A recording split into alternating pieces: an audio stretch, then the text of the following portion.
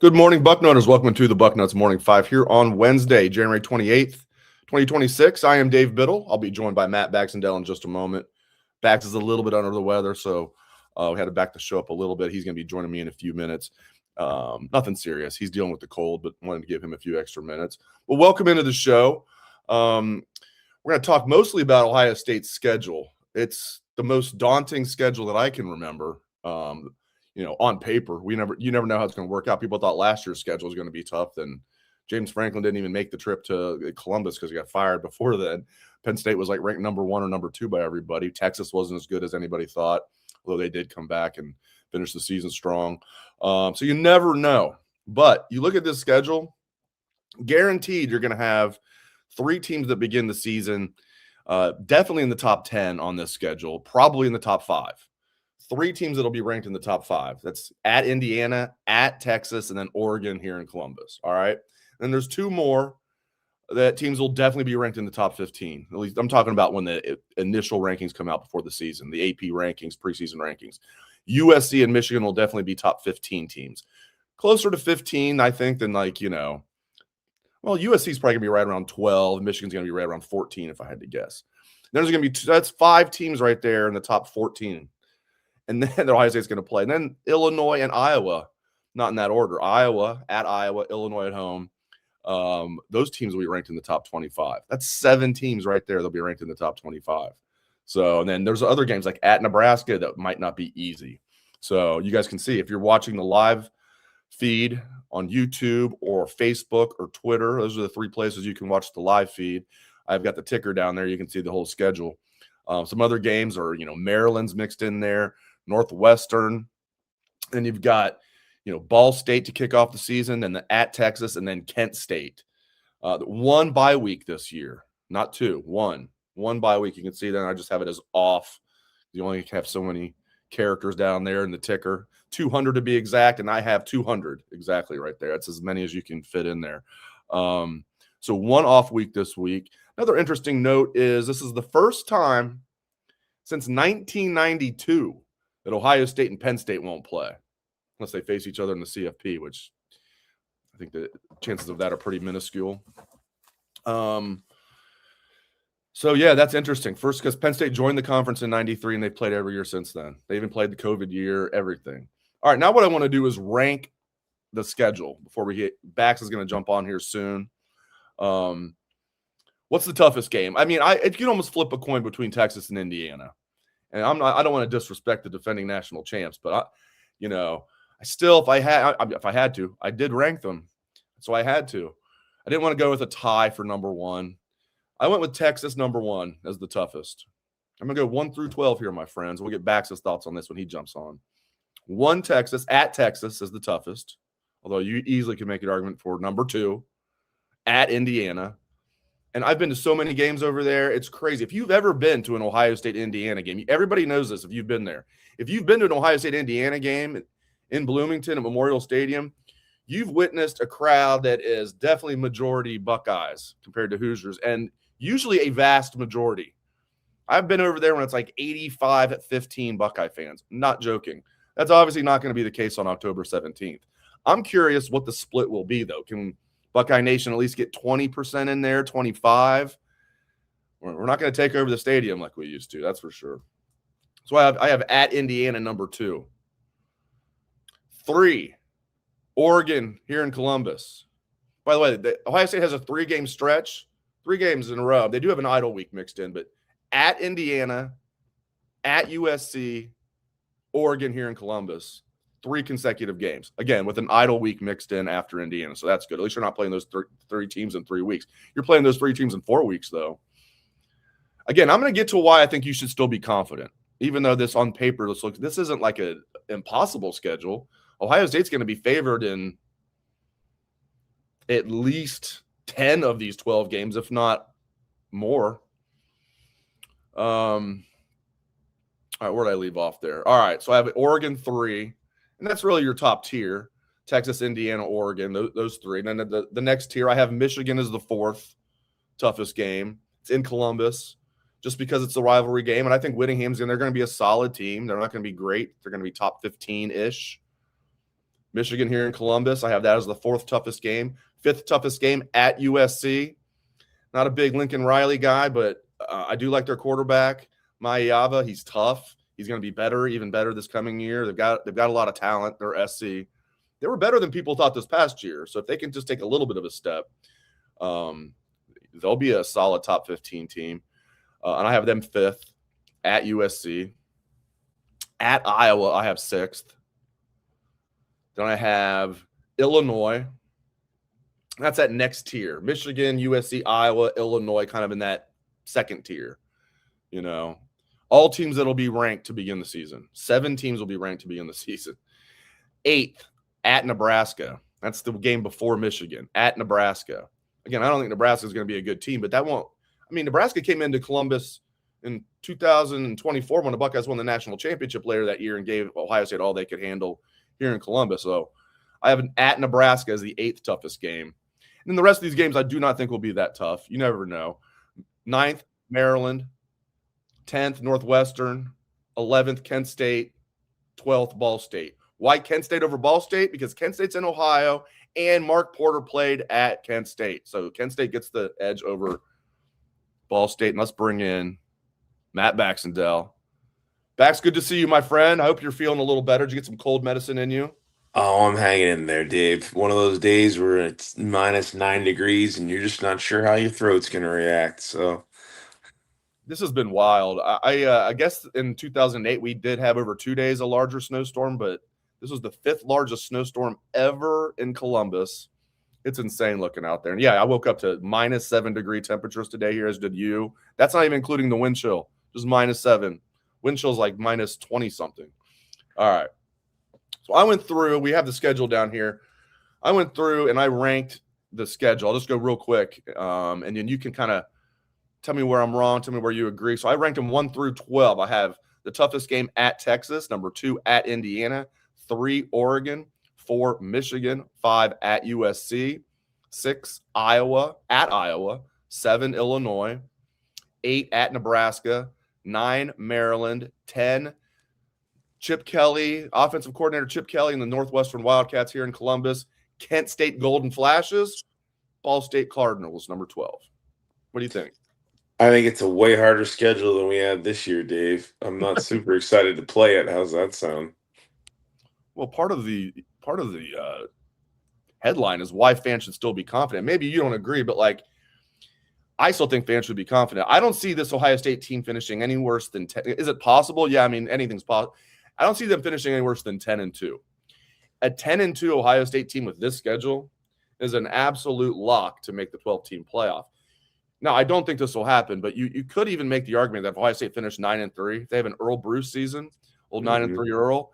With this schedule, 9-3 Ohio State could get in, but hopefully, I don't think it's going to come to that. I think Ohio State's going to be at least 10-2. If I had to guess, I think they're going to be 11-1, and they're going to be just fine. And then they can get the CFP and see what happens. That's my opinion. You can never be Chicken Little when you're Ohio State. I don't know how else to say it. Like even if you're playing tough teams, like pick one of those games, just one of them in a vacuum that you don't think the Buckeyes should win. Like at Texas, it's a pretty big game, right? But Ohio State just beat them this year, and hey, Ohio State this year was not that far off from being the national champion. So sure, we're gonna have to do some rebuilding work on some key spots on defense, but that's gonna be a phenomenal first game of the year, or at least early in the year. I don't know if that's the kickoff next year, like it was this year, and then. You've got a number of other really interesting games there. Like Iowa on the road, it looks scary, right? That's not a place we go to very often. It's one of those places that has snake pit status to me, and that's going to be a decent team, but who's their quarterback going to be? You can tell me Ohio State shouldn't win that game?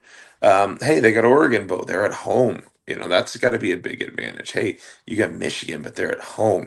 Hey, it's Indiana again, right? But like you got to tell me Ohio State, who hadn't lost to Indiana since the 80s before December, it suddenly is going to be the ones that you're like, I don't know if we're going to make it through there, guys, when Indiana's changing so many players out. So, yeah, Ohio State, it could easily be the favorite in a bunch of these games. And, some of these teams here that you're looking at too, USC, I mean, they're going to have everything go their way.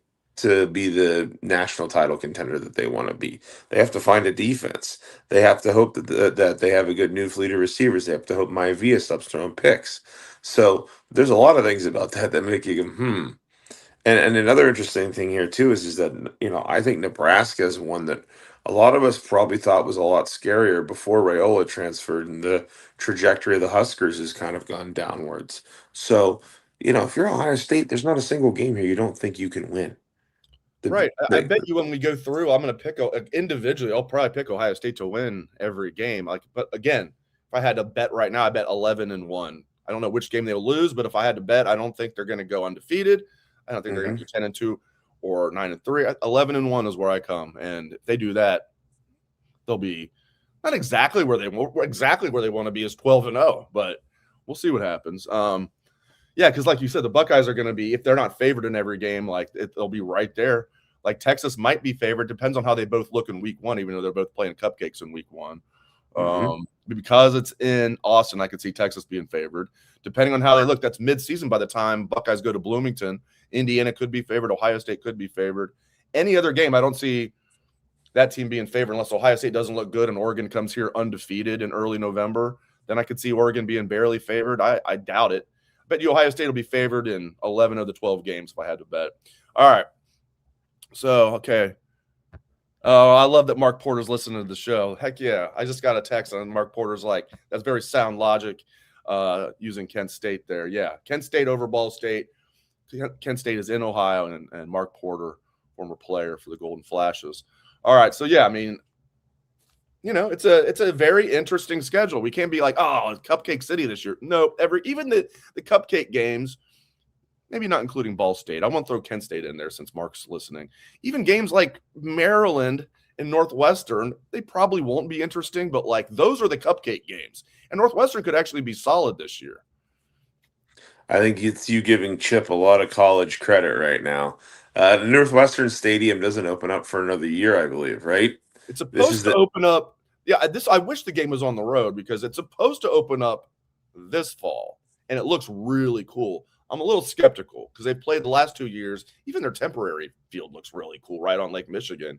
Their new stadium, the new Ryan Field the renditions look awesome. It's only going to be 35,000. I think it's going to be the new age of college football stadiums. Not places like Ohio State and Michigan and Penn State, but schools like Northwestern are realizing 35,000 is actually perfect. It looks awesome. It's supposed to open this year. But as you know, being an engineer, sometimes these things can be a little off schedule. Like you're going to make these huge renovations in just 2 years. I won't be surprised if they play those games at that temporary stadium for another year. Well, and they're keeping that temporary stadium for their field hockey and their women's lacrosse and stuff, so that'll be there. But new Ryan Field will be. It's smart from Northwestern what they did there, because let's face it, once you get over 30,000 fans, they're all visiting fans anyways. So why are you trying to take your team to have less of a home field advantage? So good for Northwestern. I think that'll be really interesting to see how that shapes up there. They're trying something different, and what's the harm in doing it? It's one of the examples of what happens when you have enough money in the game, like the Big Ten. Again, the Big Ten right now is the preeminent conference in college football. And it's funny how the trajectory pretty quickly shifted back to the Big Ten once everyone was allowed to openly pay players. So I think what was going on beforehand. Yeah, it's pretty funny. Where do you think there's more money in the northern, the Big Ten states, or the Deep South? It's definitely in the north. I'm being facetious. Yeah, I mean, and I'm not. This is not anything I take pride in, but some of the poorest states in our country are in SEC country, like Mississippi, Louisiana, South Carolina. Those are some of the Arkansas. Those are some of the poorest. Alabama. Those are some of the poorest states in our country. Got a lot of money in the north. Just ask Indiana and Mark Cuban. And those schools are not hurting. Those schools haven't produced as many Fortune 500 CEOs. They haven't produced as many, billionaires. And while we say they're the poorest states in the union, the richest person in Mississippi still makes more money on average than the average person in Germany or Canada. So go America. But on the flip side of that, here, there's not a lot of major cities in those places either, right? There's no Indianapolis just chilling in the middle of Mississippi, right? You look at quote lesser Big Ten places. Hi, we have Chicago, right? and that's in a state that has two of our weaker programs in the Big Ten.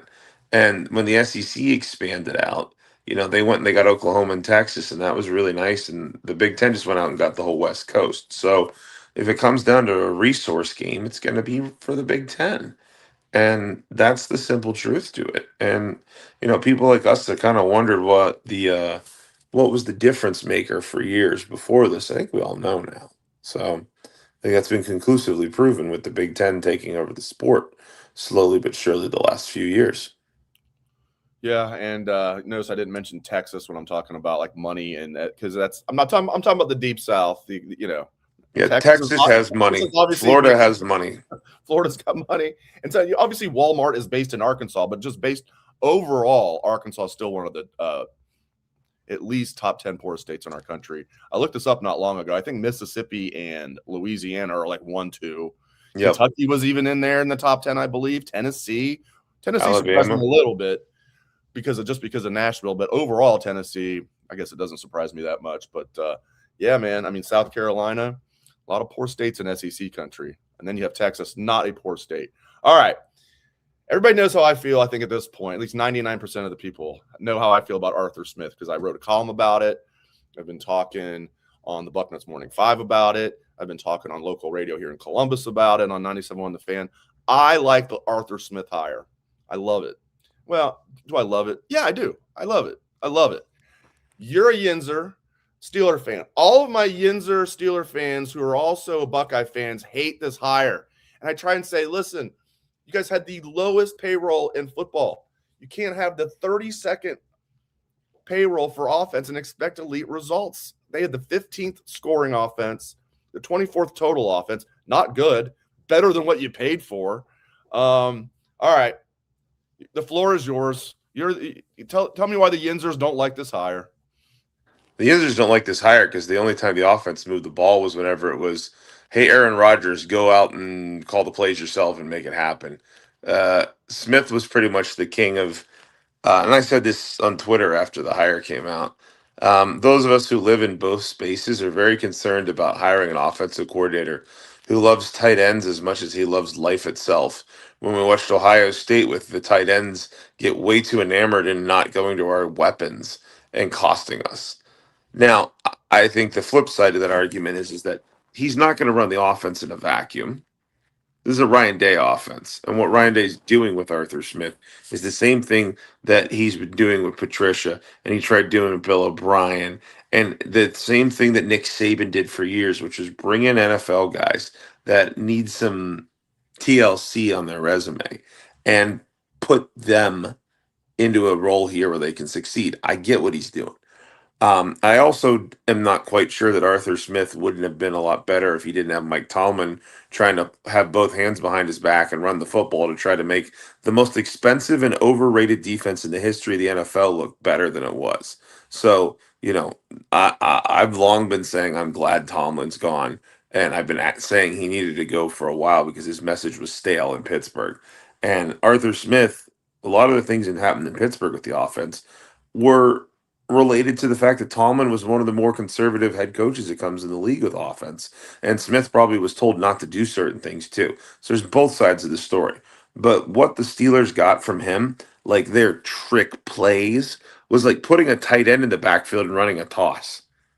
Right? I'm like, what are we doing here? Like, there was a lot of lack of creativity on that offense. And, you can point out and say, sure, Arthur Smith only had one functional wide receiver all year. I get that. But when the best thing the offense did was get the coaches away from it, that's a concern. I don't think this is going to be anywhere near as good of a hire as Matt Patricia, but I also think it's not going to be nearly as bad as everybody in Ohio State land and Steeler land combined thinks. Just because I think Arthur Smith does have enough run game concepts, he's going to have a role similar to Kelly did 2 years ago. That's the thing. I think it's going to be as good as Kelly. I don't think it'll be that good, but let's not get ahead of ourselves here. I'm one of the more optimistic Yinzers just because I'm not really doubting that this is still Ryan Day's offense. And Arthur Smith is going to be essentially at Ryan Day boot camp for his next gig. So that has me less concerned than most, but I did just watch him be not so good for the Steelers last year. It's just the reality. So We'll see. But if I don't know how you it's an could have been good offense with where that we're not offense. going to be leaning into our receivers and it's leaning into the tight ends, then we're all sitting here scarred from that Indiana game, thinking, "Oh God, not again." I don't know how he could have been good with that offense. As you mentioned, one wide receiver, and washed up Aaron Rodgers, improving offensive line, but still not certainly not one of the better offensive lines in the NFL. Two journeyman running backs. He turned Kenneth Gainwell in their team MVP. And I can't stress this enough. They were 32nd out of 32nd in payroll for offensive players. You get what Yep. you get what you pay for. And here's what I'd say. They didn't get what they paid for on defense. Profile I of can what I tell you that want. much. The Steelers aren't cheap. They have the number one payroll for defense for those who don't. Ever. Last 2 years in the NFL. $163 million. They're the first by $25 million. They're like And it still was a crap defense. They're the reverse Cincinnati Bengals. They spend all their money on defense and then have scraps left for offense. The Bengals spend all their money on offense, have scraps left on defense. All right, so here's what I'd say to people that are like, well, I'm less enamored with the hire. Now, maybe everybody didn't have the same like profile they wanted. I wanted a guy, not necessarily a former NFL head coach. By the way, his quarterbacks when he was in Atlanta, Arthur Smith, as head coach, were Marcus Mariota and Desmond Ridder. Good luck winning with those guys. And here's what I'd say: like, who did you want? Because when I went through my list of guys I wanted, it was guys that fit kind of the same profile as Arthur Smith, but probably were never realistic candidates. Now that I look back on it, Todd Monken being number one, he was kind of top of my list. He's interviewing for head coaching jobs. If he doesn't get that, he's definitely going to go to the New York Giants under Harbaugh again. John Harbaugh is their offensive coordinator, so he wasn't a possibility. Brian Daboll was another one that I mentioned. Maybe you could argue he was a possibility, but it sounds like he's going to get an offensive coordinator job in the NFL. Arthur Smith was interviewed. Didn't he just get the Titans job? Oh, I think he might. Oh, did who? Daboll? Yeah, I think the Titans hired him last night. Oh, see, I didn't even. I think that's the headline. Don't quote me on that, but I think he just got hired in Tennessee. No, you got it. Titans hire Brian Daboll as offensive coordinator. There you go, and that's it. Thank you for correcting me on that. And that's a job that, ironically, because he was there as offensive coordinator under Vrabel, that Arthur Smith interviewed for, and they didn't turn him down. He was still in the process. He also interviewed for the offensive coordinator job with the Eagles. Arthur Smith did, and just decided, boom, I'm going to go to Ohio State. Obviously, Ohio State's taken care of, and we don't know the contract details yet. I imagine it's $3 million, maybe a tad more. I would just ask people, like, who would you rather have? You're not going to go out there and get somebody who's like a great offensive coordinator in the NFL right now, because that guy's not available. Okay. No. You know what I mean? Like, one of the reasons Arthur Smith is available is because he wasn't elite in the NFL. He wouldn't be available if he was. Mm-hmm. Well, that's just it. Here's the reality. It's going to be the rehab of the NFL coaches. That's what we're going to see over the years. It's going to be the college coach who gets fired. It's going to be the NFL coaches that need a little new paint job on them. That's what Nick Saban did too. Massive success at Alabama, and Ryan Day's leaning into it. And here's the other thing, Dave. It's a better time to do this with NFL guys than it was in the past, because you can have more than 10 coaches now. You can only have 10 coaches out recruiting. I bet you Arthur Smith never leaves campus to recruit. Right. I doubt that will be the case. In fact, you went through fire-breathing 35-year-olds that are proving themselves out there doing that. Mm-hmm. And Arthur Smith's going to sit on campus and be like, come to Arthur. I'll say hello to you when you visit, and I'm going to go scheme up the run game and try to help Ryan Day with some of the concepts that I know. And, hey, the NFL is really hard to scheme. It's a scheme league, right? College, you only have so much time to prepare, so it's more about what you do with your guys and having better players. So Arthur Smith may well be extremely successful at it here. I just think that it's definitely going to be a byproduct of being part of Ryan Day's program. Yeah, and I love the fact that, people aren't talking about this enough. Like, having a starting quarterback returning. Julian Sam went from barely playing as a third-string quarterback his true freshman year, technically redshirted, never starting a game, to starting 14 games as a redshirt freshman, Heisman finalist. That experience under his belt is huge. His production, and I know things fell off the last 2 games. I don't know how much of that was his fault. His production as a redshirt freshman was great. And now he's coming back as a third-year sophomore, second-year starter. He's got Jeremiah Smith back. He's got Bo Jackson back. They're the only team in the country that has quarterback, as far as Power 4, starting quarterback, starting running back, wide receiver 1, all coming back from the previous year. The offensive line, and another thing I like about Arthur Smith is his history with offensive line and running game, as you mentioned with the running game.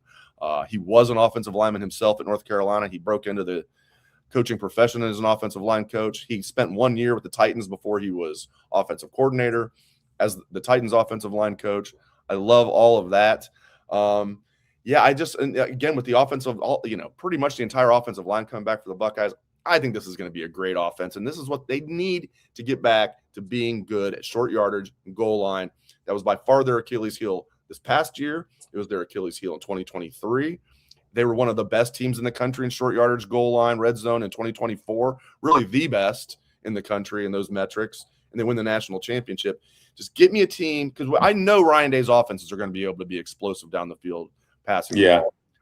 I just need a competent running game, especially in short yardage, goal line situations, red zone. Yeah, and when you have Ryan Day and then you have Brian Hartline combining, both of whom are the passing centric guys, there was a lot of handoffs with one man in the backfield into a line that really didn't move. There was no deception.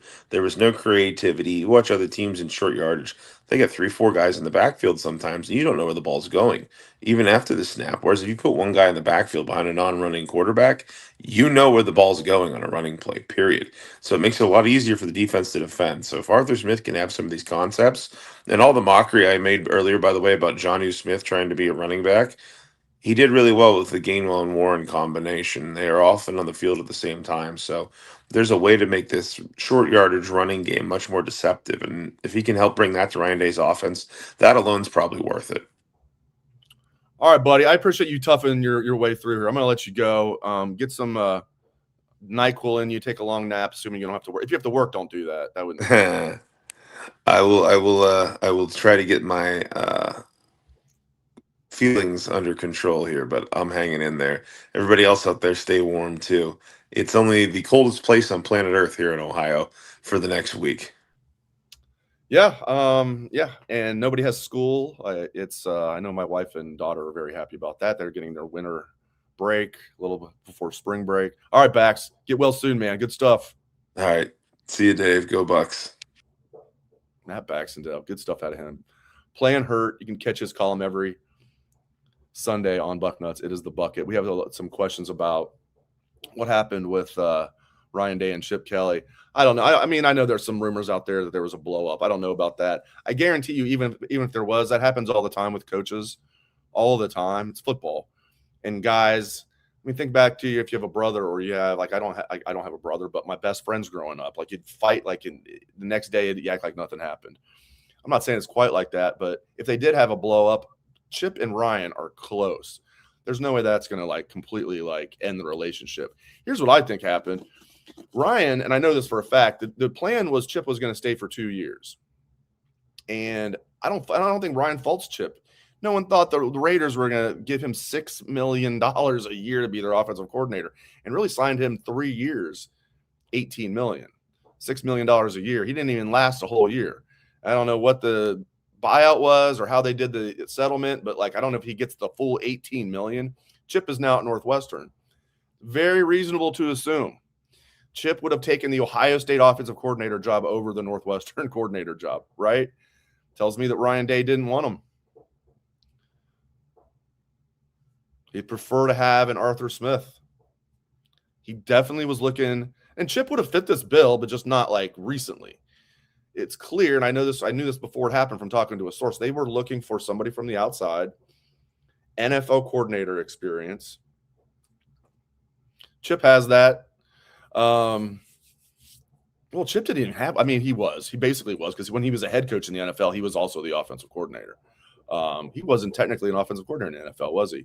He actually interviewed for the Seahawks offensive coordinator job, didn't get it, and that's when he came to Ohio State. He was basically interviewing for the Seahawks job when Ohio State hired Bill O'Brien, who was here about a week. And then when Bill O'Brien left for Boston College, then Day circled back and went after Chip. Boom. Yeah, I mean, this is why I really like the Arthur Smith. I told you exactly why, but this is what they wanted, And I don't think Ryan wanted somebody that hadn't really been at that high level. Like, I mean, it wasn't too long ago where Arthur Smith was calling plays in the playoffs, and he didn't get fired. Tomlin stepped down. I meant to ask Bax this. Like, Steelers hired Mike McCarthy as their head coach. I was like, who did he bring in as his coordinators? They still haven't hired coordinators yet. And the guys that I read that are in the mix to be Pittsburgh's coordinators, I was like, oh, geez. Okay. So, man, I mean, again, it wasn't that long ago. He's coaching in the playoffs, calling plays in the NFL playoffs for a team that, by all metrics, their offense should have been the worst in football. By all metrics, I should be based on payroll. Based on payroll, it should have been the worst offense in the NFL.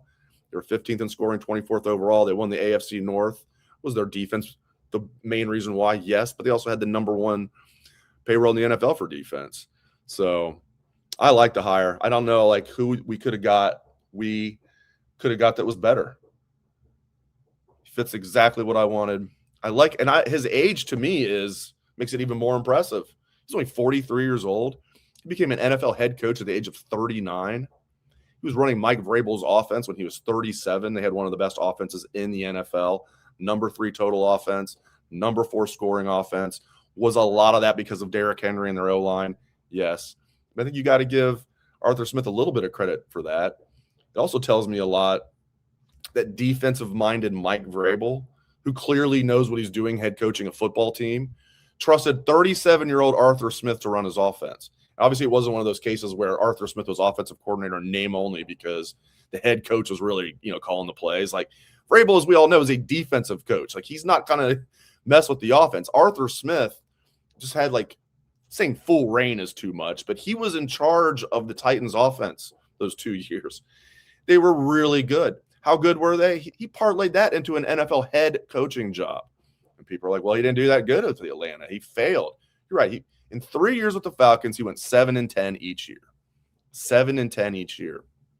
I mean, compared to what Urban Meyer and Steve Spurrier did in the NFL, that's actually really good. It's right on par with what Nick Saban did in the NFL. So my point there is it's, be careful of putting too much validity into how somebody does as an NFL head coach. You also have to look at what quarterbacks they had, what the environment was. I don't know if anybody in the world could have had a winning record with Desmond Ridder as their starting quarterback in the NFL. I don't care who you are. 7-10 might be maxing out with Desmond. He's not even in football anymore. He's still a young dude. He's not. I mean, the Bengals signed him out in the practice. He couldn't even stick on the practice squad with the Bengals. Good quarterback with Luke Fickell at Cincinnati, but man, Matt Patricia's another example of that. People were almost glossing over his 16 years with the Patriots and focusing on his time with the Detroit Lions as head coach as why it wasn't going to work out for Ohio State. So we'll see. As I always say, one of the great things about sports is we will find out. We will find out. We're going to find out if Arthur Smith was a good hire or if he was a great hire or if he was a bad hire. We're going to find out. And I'll say one last thing. I think Ryan Day has more than earned the benefit of the doubt.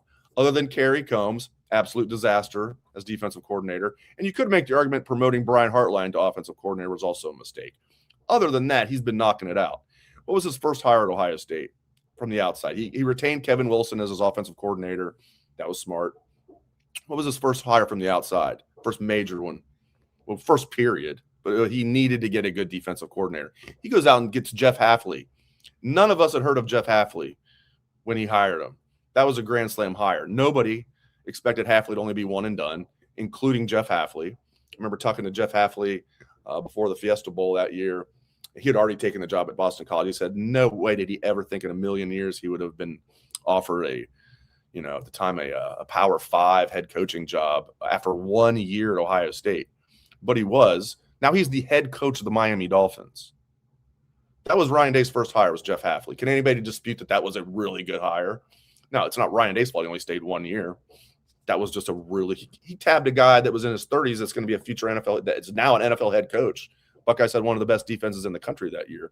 I believe they finished number 1 in total defense. A lot of talent, of course, just like there was a lot of talent in 2024 when they finished number 1, just like there was a lot of talent this past year when they finished with the number 1 defense. All right, so Kerry Combs, disaster. Ryan Day would admit it. But again, he didn't think Jeff Hafley would be one and done. It was just a lot of, I don't know. It just was a bad hire. And I feel like everybody deserves a mulligan, especially when you look at everything else. So what did he do? He brings in Jim Knowles to run the defense. And whatever you want to say about Knowles right now, that was a good hire. You can't argue that was a bad hire. Immediately, they go from one of the worst defenses to like, boom, like top 10-ish. Still not where they wanted to be. Still were giving up too many big plays, but still a vast improvement. And then really good in 2023, and then number one in everything. Total defense, scoring defense, wins the national championship in 2024. He leaves for Penn State. Everybody's like, what is going on here? But we're still basking from the glow of the national championship, of course, so no one was freaking out too much. But people were kind of like, had some trepidation, like, oh, geez, what's Ryan going to do now? Is he going to promote Matt Guerrieri and Tim Walton? There was a lot of talk they were going to be co-defensive coordinators. How about keep both of those guys and then bring in Matt Patricia, who's an upgrade over Knowles? Okay. And then, 2023 was a mistake with Hartline, but he was like OC in name only. But Day, that was the first time Day didn't have an adult in the room with him, quote unquote. I'm not saying the other coaches aren't adults in the room, but it's a figure of speech. He had Kevin Wilson his first 4 years. They had top 10 offenses each 4 years, top 10 national offenses. Then 5th year, Brian Hartline, name only, gets promoted to offensive coordinator. Day was really the OC. They plummet to 48th in the country in total offense, the Kyle McCord year. Next year, they bring in Chip Kelly. Bam. Pretty good hire there with Chip Kelly. Win the national championship, one of the best team in the nation, as I said, in short yardage, goal line, red zone situations. Made a really good hire there. Again, I think he made a mistake promoting Brian Hartline. But he was kind of stuck, not to make excuses, but I think context is important. He thought Chip was going to stay 2 years. Then when that didn't happen, he knew if he didn't promote Hartline when the opportunity was there, Brian probably would have left for a head coaching job before this past season. He kind of felt like he didn't want to lose the best recruiter / position coach in the country.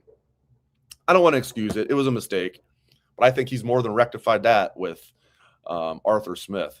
And it's amazing to me, Ohio State's 2 coordinators are former NFL head coaches. I don't think that's ever happened. Maybe it has. Maybe Saban did it once, because he's definitely taken a page out of Saban's book with coaching rehab. And I think Arthur Smith falls into that category as coaching rehab. Matt Patricia certainly did. He was out of football for a year. Chip Kelly kind of did. It was like people recognized that Chip Kelly was a good coach during his time at Oregon. Even his first year with the Eagles, he had them at 10-6. They went to the playoffs. I think they went 10-6 his second year too and barely missed the playoffs. So it wasn't like he was a disaster early on as an NFL head coach. 10-6 his first year with the Eagles, Chip Kelly. But Chip Kelly's stock had taken a big hit. Fired by the Eagles, then goes to San Francisco, fired by the 49ers, goes to UCLA, average at best, although for UCLA, that's actually pretty good. So he had taken a hit, coaching rehab, come to Ryan Day. It's the same thing Saban did. Same thing Saban did. I just think it's brilliant to try and take a page out of Saban's book. So we'll see. The great thing about sports is we will find out. All right, thanks to Bax for playing hurt, and thanks for his wisdom. Thanks. He's the one Yinzer who's not completely upset about. I shouldn't say the one. I'm sure there's other Steeler fans who are Ohio State fans that are okay with this hire or like it. But I'm telling you, everybody I know except for Bax, that's a diehard Steeler fan, a diehard Buckeye fan, was telling me how much they hate the hire. I'm like, okay, let's just let it play out. You're a little too emotional that your cheap offense was an elite. I don't know what you can expect when you have the cheapest offense in the entire NFL. It'd be like me saying I think the Bengals should have had a good defense. Based on what? Terrible draft picks, overpaid players.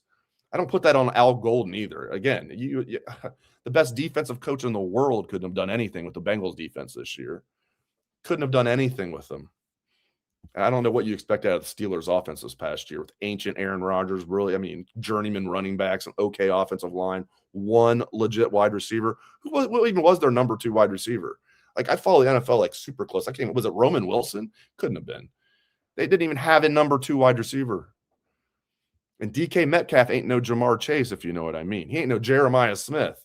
This is going to be the first time in Arthur Smith's career he has what's considered to be a good quarterback at that level. He turned Ryan Tannehill into a good quarterback his 2 years in Tennessee, but prior to that, no one thought Ryan Tannehill was a good quarterback. After that, nobody thought Ryan Tannehill was a good quarterback. Marcus Mariota, especially at that point, no. Desmond Ridder, never. Ancient Aaron Rodgers, not good. His first year in Pittsburgh, washed up Russell Wilson with Justin Fields. We love Jay Fields. Not an ideal situation.